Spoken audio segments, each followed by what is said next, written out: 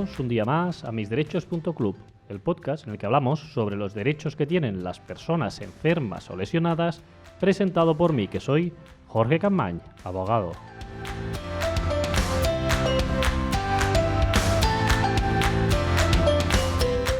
Muy buenos días a todos y feliz martes 14 de enero de 2020 en este episodio que es el número 158 que vamos a dedicar a entrevistar al doctor Josep Morera para hablar sobre la sarcoidosis.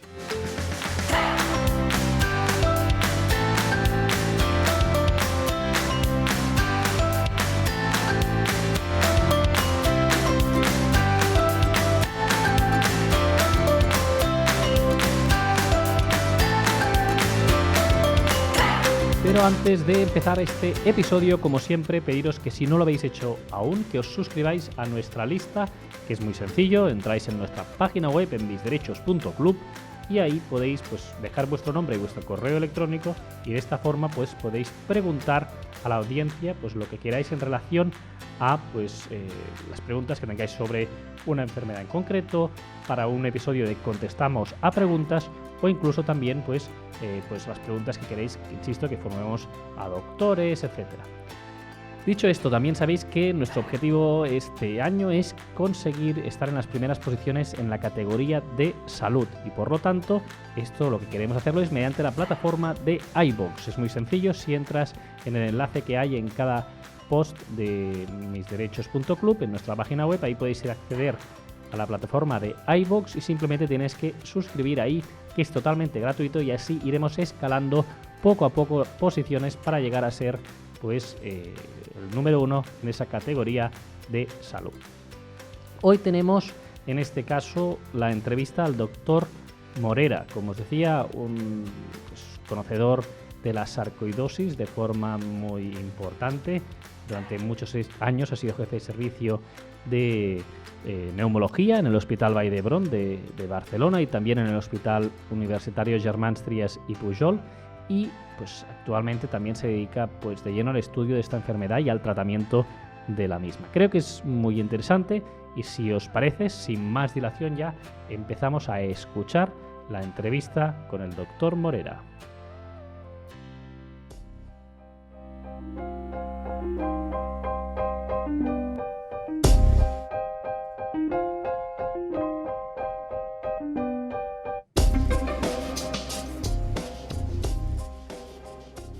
Hoy en misderechos.club tenemos con nosotros al doctor Morera. ¿Qué tal? Buenos días. Hola, buenos días. El doctor Morera lleva toda una vida dedicado a la investigación, tratamiento y cura de enfermedades pulmonares. Es uno de los mejores conocedores de la sarcoidosis en España. Es codirector del Servicio Respiratorio del Centro Médico Tecnon y director del Servicio de Neumología de la Clínica CIMA. Antes de ello fue muchos años jefe de servicio de neumología del Hospital Vall d'Hebron de Barcelona y del Hospital Universitario Germans Trias i Pujol. Asimismo, fue presidente del Comité Científico de la Sociedad Española de Patología Respiratoria y también de la Societat Catalana de Neumología. Se distingue además, entre otros logros, por ser co-creador del primer biobanco de DNA para enfermedades respiratorias o por haber sido Premio Ciutat de Barcelona en tecnología e innovación. Es decir, estamos ante uno de los mejores especialistas en España para hablar sobre la sarcoidosis. La primera pregunta que siempre le hacemos a nuestros invitados es que nos expliquen qué es la sarcoidosis, en qué consiste esta enfermedad. Vale, quizá lo más para ahora definir la enfermedad, primero decir que es una enfermedad de origen desconocido y que se caracteriza porque en el microscopio, o sea, anatomopatológicamente, se encuentran granulomas de una forma diseminada o difusa. Principalmente afecta a los ganglios y principalmente los ganglios del interior de los pulmones, de lo que nosotros llamamos mediastino, pero también puede, y esta es una de las cosas que le caracteriza, puede afectar prácticamente a todos los órganos del organismo, prácticamente todos ellos, pero no necesariamente, es decir, y no necesariamente de una forma grave. Es una enfermedad que yo la considero, al menos en lo que es en nuestro país, porque en otros países, por ejemplo, los afroamericanos en Estados Unidos se expresan de una forma severa. Yo digo que es una enfermedad relativamente leve o poco agresiva. Ujú. ¿Y en qué se diferencia, en ese sentido a nivel geográfico? Si se dice que el origen es desconocido, ¿no? No sabemos la causa, pero ¿por qué en esos países hay una afectación más severa que aquí que nos comenta que es leve? Sí, es realmente un misterio de alguna forma. Habría que decir primero, que además tuve yo contacto con él ya hace muchos años, había un investigador inglés, se llamaba Mitchell, que consiguió prácticamente demostrar que era una enfermedad transmisible y por lo tanto infecciosa. Infecciosa porque o por bacterias o por virus o por priones o por fagos, es decir, pero transmisible porque llegó, digamos, de alguna forma a conseguir lo que llamamos los criterios de Koch para demostrar que es transmisible. A partir de extractos de bazo de paciente afecto de sarcoidosis, de esto hacía un extracto y este extracto digamos, lo ponía o lo inyectaba en las patas de los ratoncitos desarrollaban una enfermedad como sarcoidosis y además esta enfermedad, si después posteriormente a partir de los bazos de estos ratones se transmitían a otros ratones, estos otros ratones también adquirían enfermedad. Esto prácticamente le pone un sello de enfermedad infecciosa. Esto no ha sido desmentido. Pero tampoco ha sido reproducido y tampoco ha demostrado siempre mucho interés para, digamos, la comunidad científica. Yo cuando estudié el lupus gástrico, para mí nosotros lo teníamos como una enfermedad idiopática y ahora sabemos que no, que es una enfermedad de tipo infecciosa. Hay otras enfermedades también que se van descubriendo que son infecciosas. Es muy probable que en tiempo se descubra que sea una enfermedad infecciosa. ¿Por qué se manifiesta de una forma más agresiva? Evidentemente, sabemos que en todas las enfermedades hay una connotación genética y seguramente hay una connotación genética desfavorable para las razas, por ejemplo, afroamericanas. Y en este sentido, la afectación puede ser, como nos comentabas, en cualquier parte del cuerpo, pero vamos a la afectación pulmonar, que es la más común, tengo entendido. ¿Cuál sería en este caso las limitaciones que provocan? ¿Cómo afecta esto a los pulmones? Bueno, si afectara solamente a los ganglios, no afectaría prácticamente como quizá tos, quizá algún síntoma, dolor o algún síntoma banal. A la que se afecta al parénquima, evidentemente, como todas las enfermedades que afectan al parénquima pulmonar, llegarían a producir AO, que nosotros le llamamos disnea, y por tanto, evidentemente, disminución de la capacidad respiratoria, disminución de la capacidad de esfuerzo, disminución de la performance, digamos, del individuo, y evidentemente, en el peor de los casos, podría llevar a la insuficiencia respiratoria y a la invalidez. Esto, afortunadamente, en mi experiencia, es relativamente poco frecuente si lo digamos, en porcentaje comparado con todos los casos de enfermedad de sarcoidosis.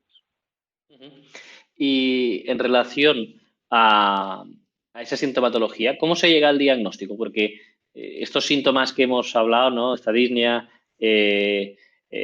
esa pues falta de dificultad para respirar, esa tos, son síntomas que son comunes en muchas otras enfermedades respiratorias. Entonces, ¿cómo se llega al diagnóstico de la sarcoidosis?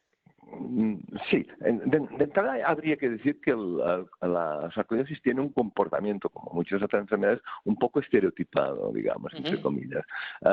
Y estereotipia generalmente es tener las adenopatías prominentes, los ganglios, adenopatías, quiere decir, los ganglios iliares y del centro del pulmón agrandados o que se nota que han estado agrandados en algún momento, y a partir de aquí y hacia arriba, siguiendo el camino, digamos, entre comillas, el camino que traza el tejido conjuntivo se va rellenando de nodulillos pequeños. Alguno comparó esto a hormiguitas encima de ramitas, para entendernos, y de una forma relativamente simétrica en ambos lóbulos superiores.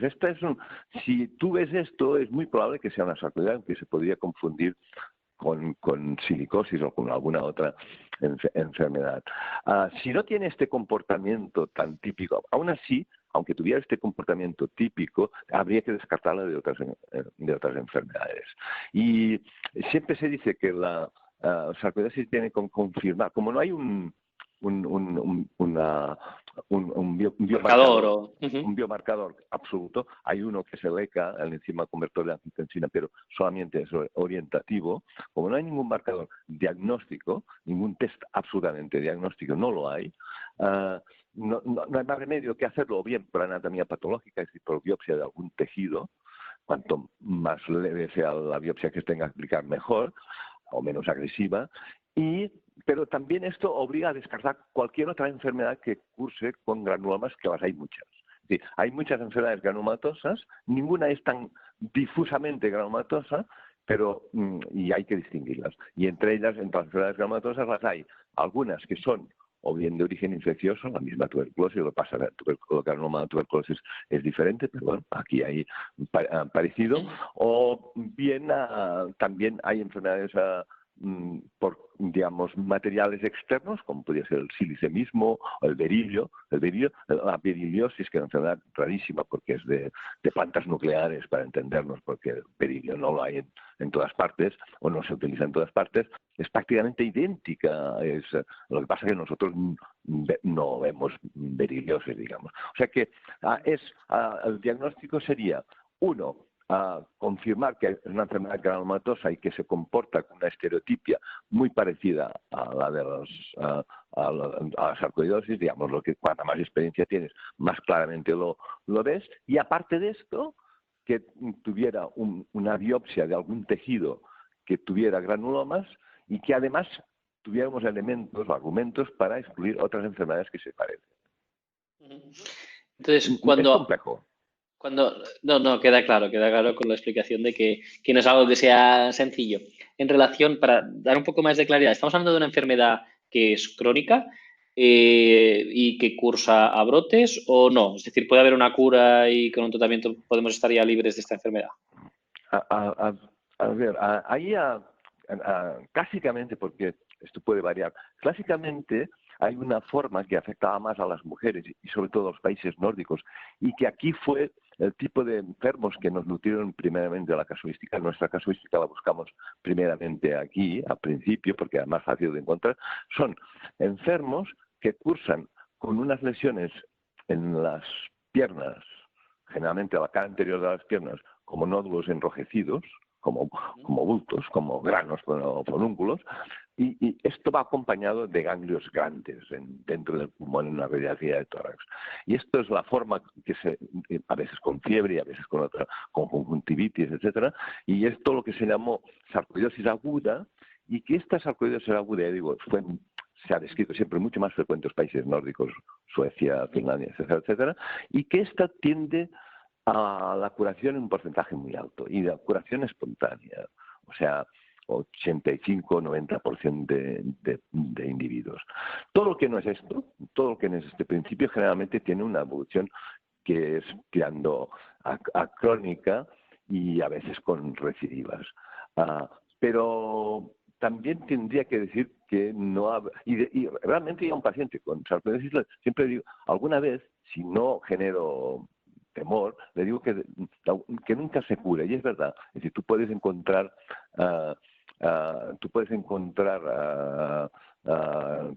brotes de sarcoidosis en el sitio menos esperado y en un momento menos esperado. Pero no es una enfermedad súper temible dentro de esto. Es decir, no es un cáncer que también esperas que esté retirando o que pueda retirar. No estamos hablando de esto. Estamos hablando de un nivel menor de severidad o de de gravedad. A veces la gravedad viene... Yo una vez vi una enferma diagnosticada por un sarcoidólogo famoso de París en la juventud, la habían diagnosticado a los 20 años, yo la vi a los 75 años con insuficiencia renal, porque es una enfermedad que curiosamente cursa con un aumento de la captación o de la absorción de calcio y entonces produce cálculos renales o puede producir cálculos renales. Hay que preguntar al enfermo si tiene litiasis, pero esto es muy común, no es necesario tener sarcoidosis para tener piedra en el riñón, pero además no solamente en el riñón, digamos, en las partes evacuadoras de la orina, sino también en el parénquima del riñón y puede llegar a insuficiencia renal. Y esta enferma la vi pues a los 50 años. Realmente de sarcoidosis quizá no tenía nada, pero en cambio había pasado una factura, estaba pagando una factura retrasada en forma de insuficiencia renal por nefrocalcinosis.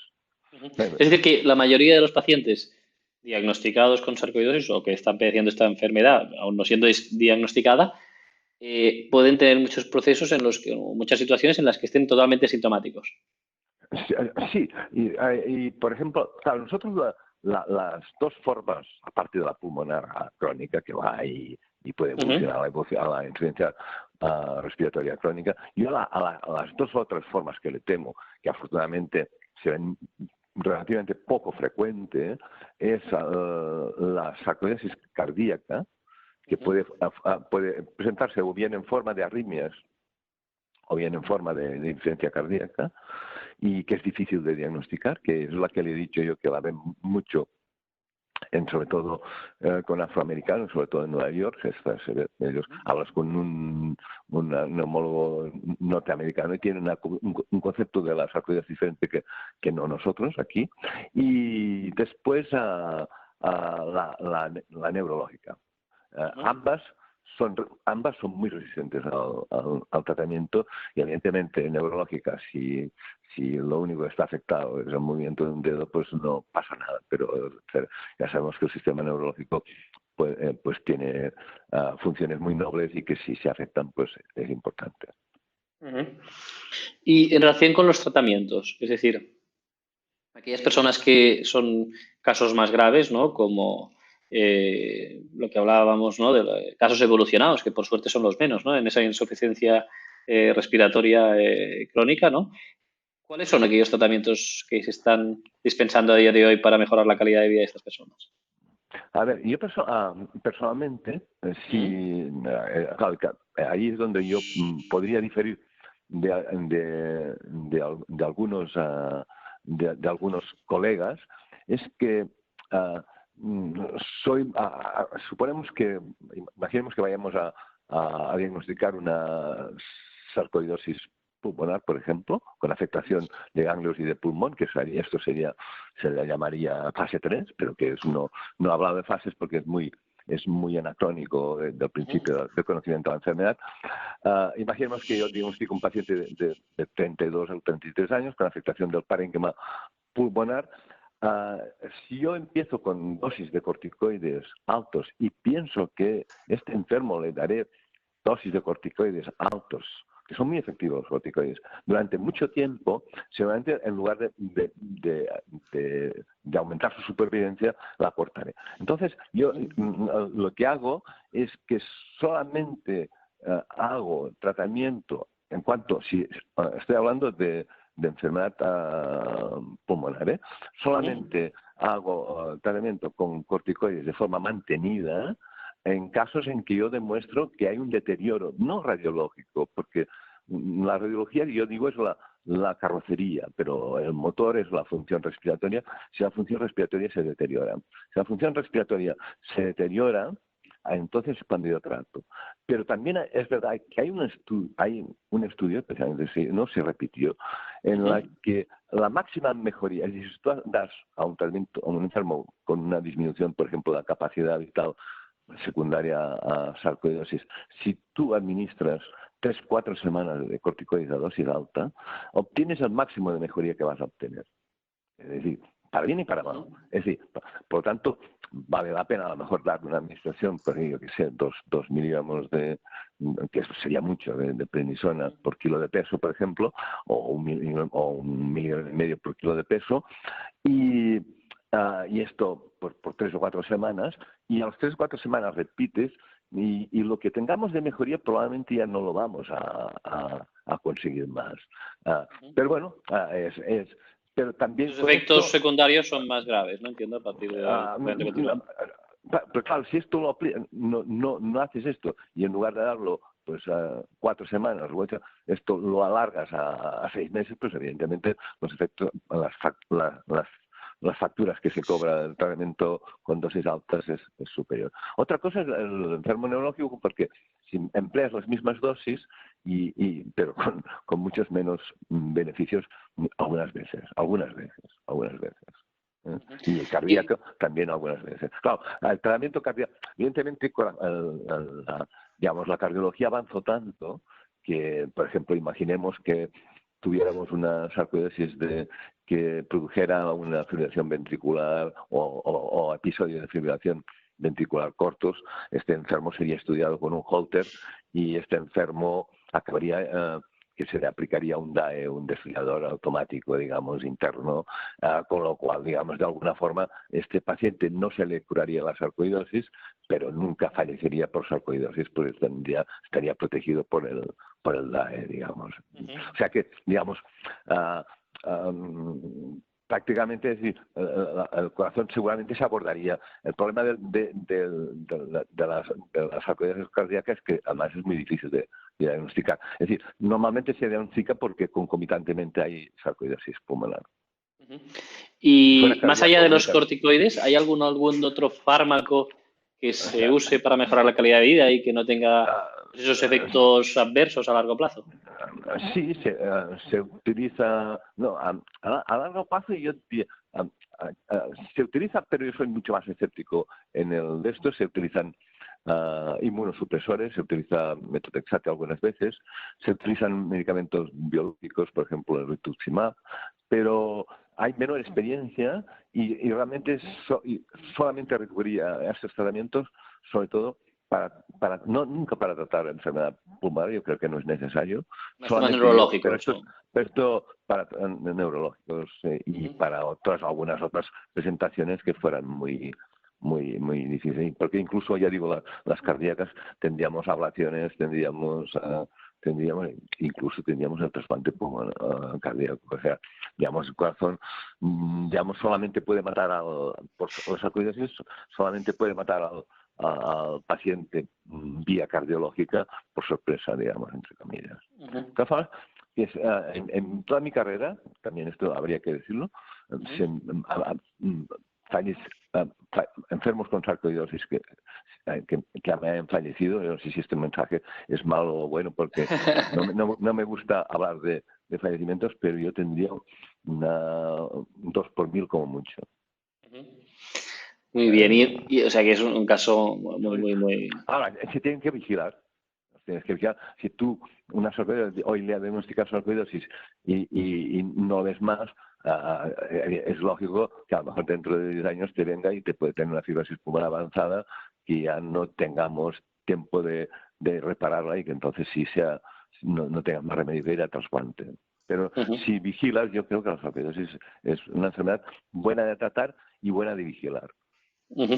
Vamos a eso entonces. Más allá del tema médico, de los tratamientos médicos, ¿qué recomendaciones podríamos dar a una persona que vive con esta enfermedad, que tiene el diagnóstico de sarcoidosis? A ver, es muy curioso porque nosotros publicamos un libro que fue muy bueno junto con Badrinas, que murió prematuramente. Me sabe mal no decir exactamente la fecha, pero parece que fue en 98. Fue un libro que tuvo mucho éxito. Los míos, yo me quedé sin libro, no tengo libro, hay que decirlo, porque yo lo fui regalando a especialistas norteamericanos e ingleses y me los iban quedando, y después el libro quedó descartado porque se vendió todo. Esto era un libro muy bueno que lo publicamos junto con Badrinas, es multiautorial, era muy completo, era uno de los más completos que en aquel momento había, y es curioso porque a los enfermos, esto lo digo porque los enfermos se compraban este libro. Claro, o sea, claro. Digamos, el enfermo, sí, la característica, mi experiencia a lo largo de los años es que el paciente que tú le dices tiene una sarcoidosis, bueno, ahora con Google, imagínese, y además Google puede ser muy inexacto, muy inexacto, porque siempre da la peor versión. Pero antes del Google, los pacientes tenían mucha curiosidad y si sabían que había un libro lo compraban y tenían una gran inquietud. Es decir, yo creo que yo no puedo decir porque tengo experiencia, pero otros médicos no lo pueden decir porque tienen menos experiencia. Cuando yo hago el diagnóstico de sarcoidosis del paciente va acompañado siempre de buenos mensajes. Porque, es decir, esto lo tienes que hacer siempre, incluso en enfermedades más graves, pero yo con las sarcoidosis mis mensajes son sinceros. O sea, digamos, bueno, siempre soy sincero, ¿no? Pero digamos, pueden ser sinceros, porque otra cosa es que se cure. No, el enfermo no lo vas a curar, pero bueno, la trascendencia que puede tener, por ejemplo, un enfermo que yo haya visto 20 años antes con sarcoidosis, que lo esté controlando, que no haya progresado desde el punto de vista respiratorio y un día me haga un brote cutáneo en la frente y bueno, pues estético, punto. O sea, la piel, por ejemplo, se afecta. Hay un órgano que no he citado y que tiene mucha importancia y también la he visto, que es la vista, la visión. La visión se afecta muy frecuentemente, pero de forma leve. Da una uveitis leve. Pero en algunos casos puede llevar a pérdida de visión importante, incluso alguna ceguera. Y ahí sí que no podíamos hacer tampoco bromas sobre la afectación oftalmológica. Lo que pasa es que afortunadamente hay muchos casos con afectación oftalmológica, pero menos graves. Los oftalmólogos son otra especialidad que conocen bien la sarcoidosis, especialmente porque ven mucha, la diagnostican, la saben diagnosticar y la saben tratar. Entonces, en relación a esos consejos que podría tener en relación a su vida diaria, ¿qué hacer para no afectar más o que tengan más limitación con la enfermedad? Si no tienen, yo les diría primero que sean optimistas, que vayan al médico regularmente, que se busquen un especialista que sepa, no lo digo por publicidad, pero sí que es verdad que puede cambiar muchísimo el mensaje que le dé un médico especialista que sepa a otro que no sepa. Y yo le daría un mensaje optimista. Evidentemente, si tiene una limitación, si es un enfermo con insuficiencia respiratoria crónica, pues este enfermo ya es un enfermo que tiene que hacer una vida limitada, pero ya digo, son relativamente y afortunadamente relativamente pocos los pacientes que están en esta situación. Muy bien. Y ya para acabar, la última pregunta que siempre hacemos es ¿cuál es el estado de la investigación o cómo ha evolucionado el estudio de esta enfermedad y las soluciones terapéuticas? A ver, las soluciones terapéuticas se están haciendo tratamientos, digamos, como están modificadores de la inmunidad, porque se piensa que la enfermedad puede ser inmune. Claro, yo sí me baso en lo que les he dicho antes, de que Mitchell demostró prácticamente de que era una enfermedad que cumplía los principios de Koch, que es una enfermedad transmisible. Después ahora, si tengo un momento, le explicaré también una investigación que hicimos nosotros en este sentido. Yo pienso que tendríamos que investigar en la búsqueda de cuál es este germen transmisible. Es una enfermedad que, no siendo estrictamente minoritaria, es minoritaria y no es estrictamente minoritaria, pero es relativamente minoritaria. Yo creo que nadie, digamos, entre comillas, del gremio de lo que sería, digamos, la microbiología en siglo XXI y probablemente tampoco en las 2 últimas décadas del siglo XX se han puesto a trabajar sobre esto. Yo diría, si tuvieran que hacer algo, trabajar sobre la investigación, cuando yo digo infecciosa, pues ahí entra todo. Yo tengo una anécdota de Salabarde que me enseñó una foto de un fago. Un fago es una subespecie de bacteria que, digamos, fagocita digamos, sí, fagocita o saprofita una bacteria, y ya tengo el fago que produce la sarcoidosis. Han sido una de las hipótesis que han habido, es decir, bacterias, fagos, micobacterias ambientales, etcétera, etcétera, pero por ahí van las cosas. Será una enfermedad infecciosa. Por lo tanto, las investigaciones tendrían que ir por ahí, pero no están yendo por ahí. La genética nos dirá que hay individuos que son más susceptibles, pero tampoco nos va a resolver el problema. No es un problema mundial de salud, y si lo fuera, yo creo que estaría ya descubierto, solventado. Sí. Muy bien. Perfecto, pues muchísimas gracias al doctor por ese tiempo que nos ha dedicado. Yo creo que nos ha quedado mucho más claro qué es esta sarcoidosis que afecta a muchísimos órganos, ¿no? No solo el tema pulmonar como teníamos entendido. Es más fácil decir los que afecta que no, hay los que no afecta que los que afectan. Sí.